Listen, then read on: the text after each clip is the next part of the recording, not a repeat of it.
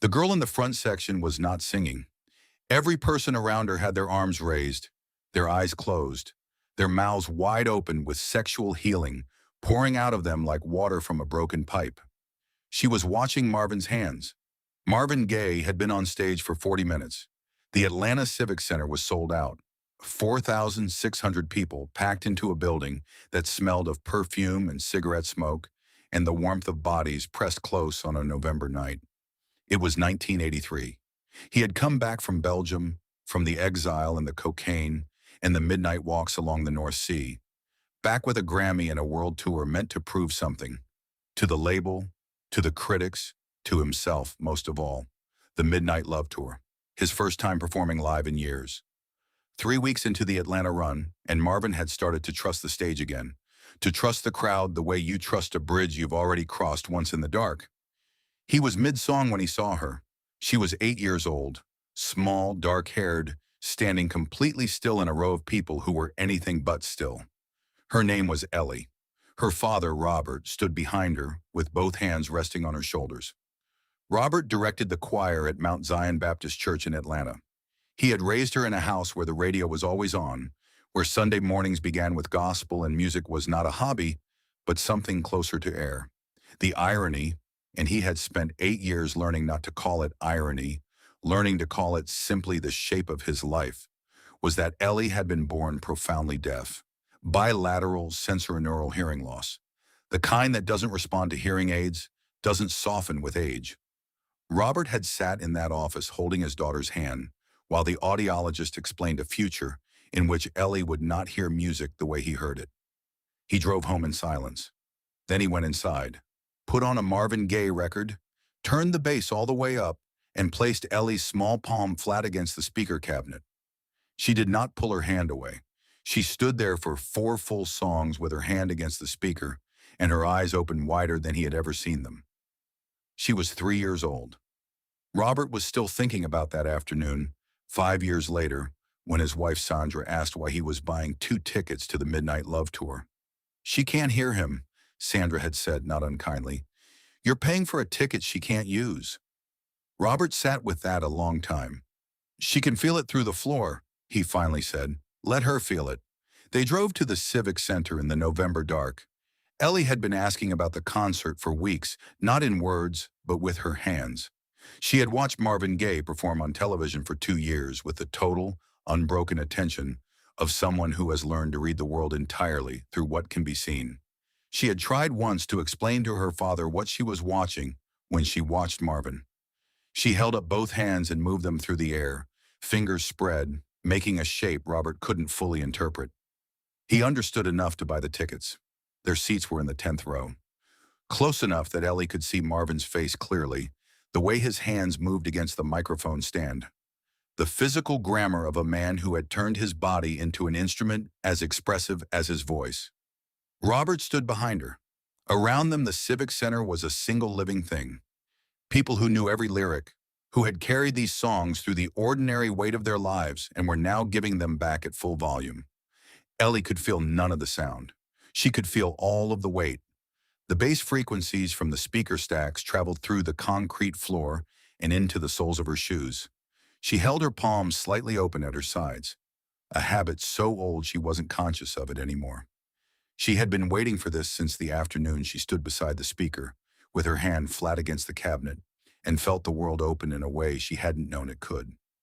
Then Marvin began, "Mercy, Mercy Me." The song changed the room, not the way the other songs had changed it.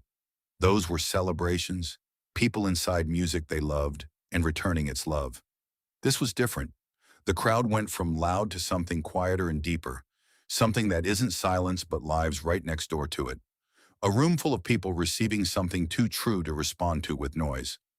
Marvin's voice on that song was not a performance in the ordinary sense. It was something he meant, about a world that was breaking, about grief with no specific address. Every time he sang it, he meant it again, fresh. And in the 10th row, Ellie was watching his hands. Not his face, not the microphone, not the crowd swaying around her. His hands. The way the left one pressed flat against the mic stand, and then opened and pressed again, tracking the phrases of the music with a physical precision that was separate from his voice but never disconnected from it. She had been studying this from a television screen for 2 years, and now it was happening 12 rows away.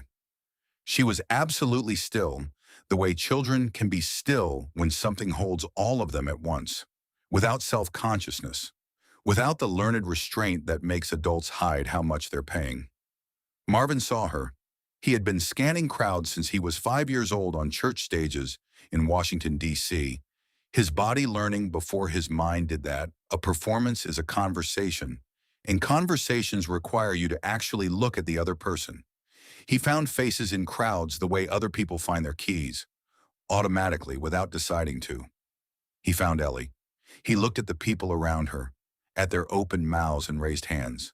He looked back at her. He kept singing, but something had shifted in him.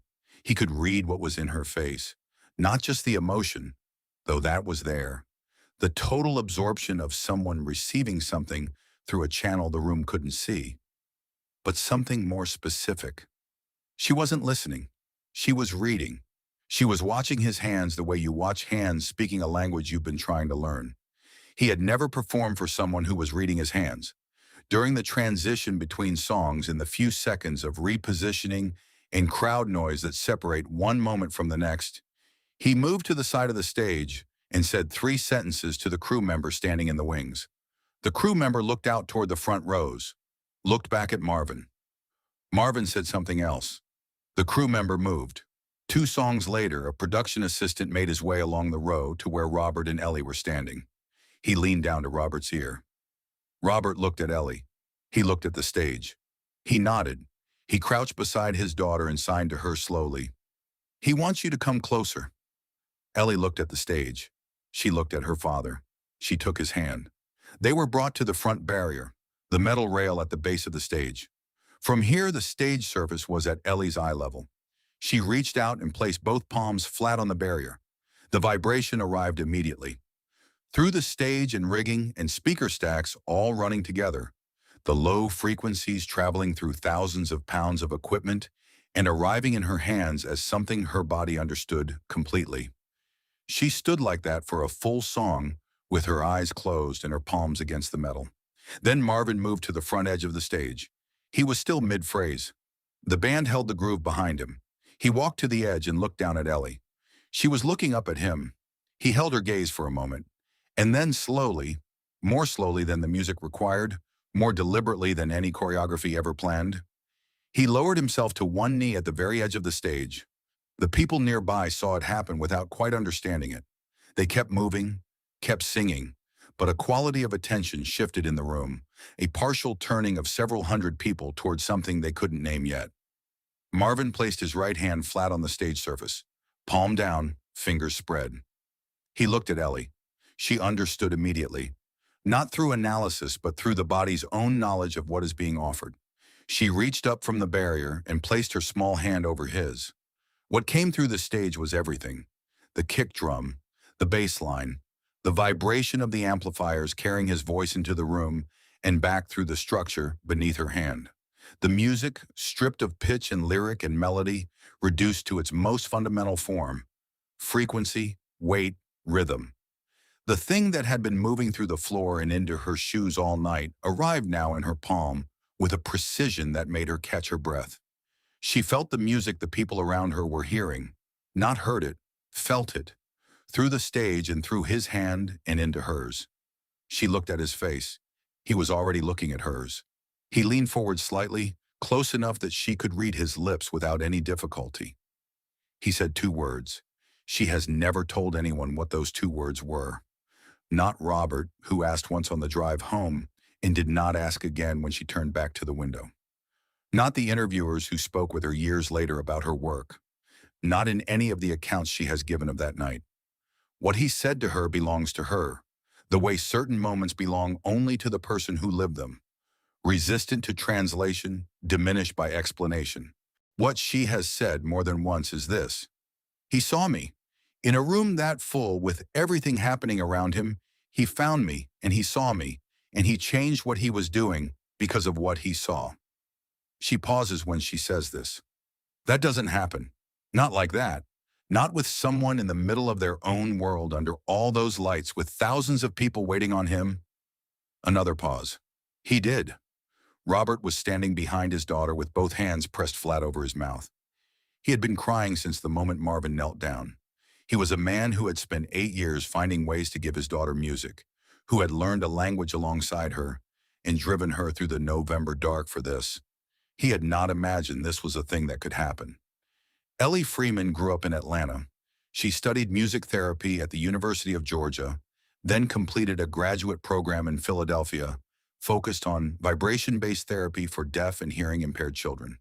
She has worked for more than 2 decades in schools and clinics across the Southeast, teaching children who cannot hear music to receive it through their feet, their hands, their bodies, through bass speakers and vibration platforms that conduct frequency the way the Atlanta Civic Center stage once conducted it into her palms. She talks about that night when interviewers ask what drew her to this work. She talks about a man who noticed one child in a crowd of thousands and did something about it, without being asked, without a plan. She says that is the whole lesson. You notice someone, and you respond to what you actually see, not to what you expected to see. In November of 1983, Marvin Gaye came back from everything that had almost destroyed him and stood under those lights and sang. And somewhere in the middle of all that, he stopped for 90 seconds on one knee at the edge of the stage and gave the music to the one person in the room who was receiving it differently than everyone else. No camera captured it. No review mentioned it. It exists only in the memory of a woman who spent her life giving to other children what Marvin gave her that night. That is the whole story. A man noticed, and the thing he did about it made a life. Have you ever been seen by someone in a moment when you expected to be invisible? Tell us your story in the comments.